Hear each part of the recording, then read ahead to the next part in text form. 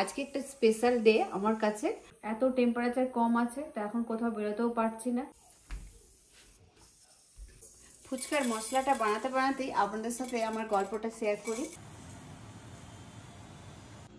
বেটু, তুমি কটা ফুচকা খাবে? নমস্কার, সবাই কেমন আছেন? আমি সোমা, কানাডা কথার আরেকটি নতুন ভিডিওতে আপনাদের সকলকে স্বাগত। আর আজকে আমি ভিডিওটা এই সন্ধ্যে 8টা থেকে শুরু করেছি।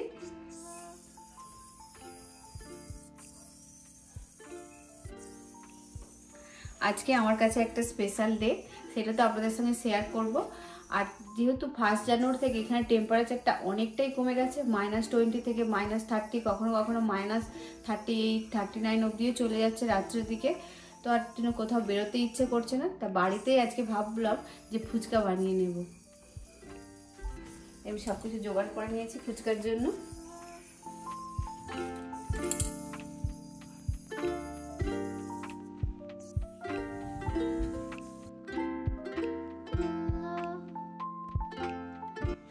ফুচকার মশলাটা বানাতে বানাতে আপনাদের সাথে কথাটা শেয়ার করি। হঠাৎ করে একদিন অক্টোবর মাস থেকে মনে ভাবলাম যে ইউটিউবে কিছু ভিডিও আপলোড করব। তো তখন তো কিছুই জানতাম না, কি করে ভিডিও আপলোড করতে হয়, কিভাবে ফটো তুলতে হয়, কিভাবে ট্যাগ করতে হয়, বা কিছুই জানতাম না। না জেনে শুনেই মনের ইচ্ছেতে একদিন ভিডিও বানিয়ে তুলে ছেড়ে দিয়েছিলাম। আমরা কানাডাতে আসার পর আমার বন্ধু বান্ধব, বাড়ির লোক সবাই জিজ্ঞেস করতো আর ফোন করে যে কানাডা মানেই তো ঠান্ডা, বরফ, তো আমরা কিভাবে এখানে আছি, কি খাচ্ছি, কি পড়ছি, এখানে সব মানে শাকসবজি কেমন আছে পাওয়া যায়, মাছ মাংস কেমন পাওয়া যায়, তো সবাই সবসময় জিজ্ঞেস করতো।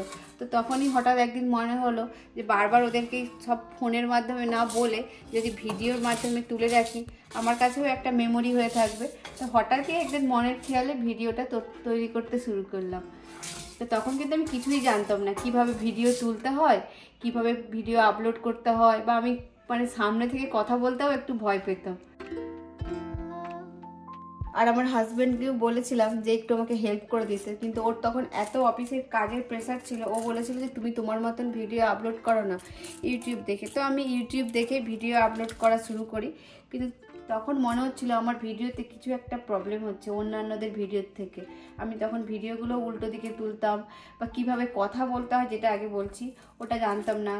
অনেক কিছুতেই ভুল ছিল, তারপর ধীরে ধীরে সূত্রে নিয়েছি। তো আপনাদেরকে অসংখ্য ধন্যবাদ, আপনারা আমার পাশে থেকেছেন। আপনারা না পাশে থাকলে তো আমি এইভাবে সাহসও পেতাম না পরপর ভিডিও করার জন্য। অনেক ভিডিও তো অনেক ভালো লেগেছে, অনেক শেয়ার হয়েছে, অনেক ওয়াচ হয়েছে। তো তার জন্য আপনাদেরকেই ধন্যবাদ। আজকে আমার যখন আমার ইউটিউব চ্যানেলটা শুরু করেছি মাত্র 3 মাসের মধ্যে আমার এখন 2000 পরিবারের সদস্য। তা অসংখ্য ধন্যবাদ আপনাদেরকে। তো আজকের এই আমার আনন্দের দিনে এই ছোট ছোট আনন্দগুলো আপনাদের সাথে শেয়ার করলাম। সাথে আমিও ফুচকা পার্টি করছি বাড়িতে, আমরা 3 জনে মিলে, শ্রীহান আর আমি আর শ্রীহানের বাবা, 3 জনে মিলে। আর এখানে শুনেছি ফুচকার প্রচুর দাম, কিন্তু কোনোদিনও বাইরে আমরা খেতেও যাইনি ফুচকা। আর এই ফুচকাটার একটা আবার গল্প আছে। এই ফুচকাটা আমি কলকাতা থেকে এনেছিলাম, এই ফুচকাটা। আর আমার এই তেঁতুল, যেটা জলে ভিজিয়ে রেখেছি, এটা আমার শাশুড়ি মা আমার জন্য পাঠিয়েছে। কলকাতায় থাকলে কি হতো, যখন খুশি মনে হতো সন্ধ্যেবেলা একটু বেরিয়ে পড়তাম, ফ্ল্যাটের নিচে চলে গেলেই ফুচকা স্টল আছে, দোকান আছে, ওখান থেকে খেতাম। বা আমার হাজব্যান্ড অফিস থেকে ফেরার পথে ফুচকা নিয়ে চলে আসতাম। তো এখানে তো আসার পর কোথায় ফুচকা পাবো, ফুচকার দোকান আছে বা কি, এসব তো কিছুই জানি না। তো আমার শাশুড়ি মা আমার জন্য তেঁতুল একটুখানি দিয়েছিল, আমি তো কিছুতেই আনবো না। তো শাশুড়ি বলছে একটুখানি নিয়ে যাও। আমার তো ভয় লাগছে যে ফ্লাইটের মধ্যে এই তেঁতুলের জন্য আবার না কোনো প্রবলেম হয়। তো শাশুড়ি মা আবার সিটগুলোকে বের করে করে একটুখানি দিয়েছে, বলছে একটুখানি নিয়ে যাও, যদি ফেলে দেয় তো ফেলে দেবে। তো আজকে ফুচকা খেতে খেতে শাশুড়ি মায়ের কথা খুব মনে পড়ছে। তো আজকে প্রায় 8 মাস পরে এই ফুচকাটা বের করেছি। এতদিন আমরা ফুচকা সেভাবে খাইও নি।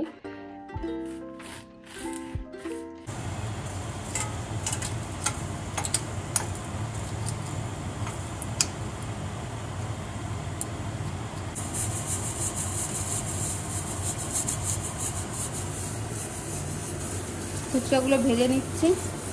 এবার এই ফুচকাগুলো কলকাতার ফুচকার মতন স্বাদ হয় না, একটু শক্ত শক্ত হয়। তবে তো ফুচকা আর কি মন ভরে প্রাণ ভরে ফুচকা খাবো।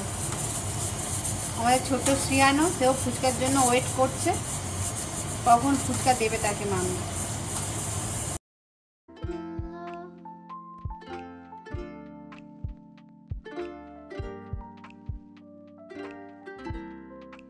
আর যেই মশলাগুলো ভেজেছিলাম মিক্সিতে গুঁড়ো করব। গুঁড়ো করতে গিয়ে দেখি আমার মিক্সিটা তো গেছে খারাপ হয়ে।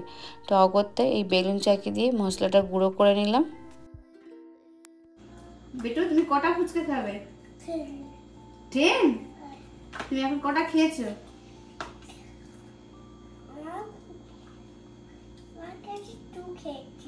খেয়েছো, 2 খেয়েছো। তোমার ফুচকা ভালো লাগে? আস্তে আস্তে খাবে। ফুচকার আলুটা মাখিয়ে নিচ্ছি, প্রচন্ড গরম আলুটা।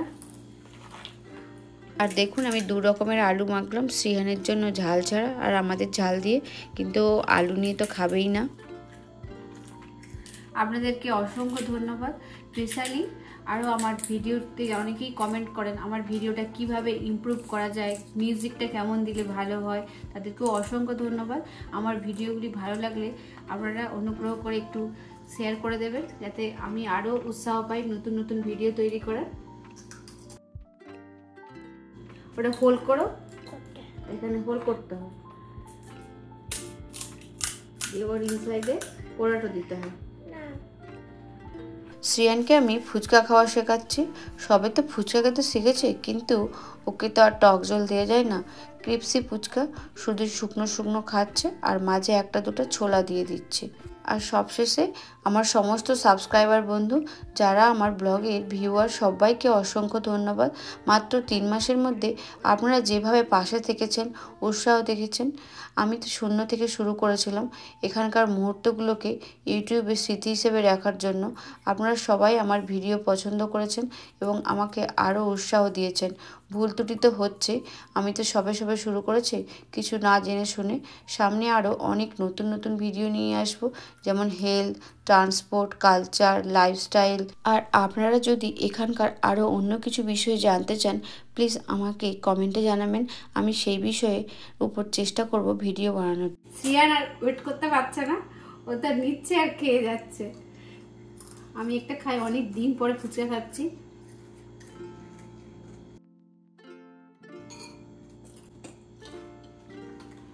আজকের ভিডিওটি এখানে শেষ করলাম। সামনে আরো অনেক নতুন নতুন ভিডিও নিয়ে আসবো। সবাই ভালো থাকবেন, ধন্যবাদ।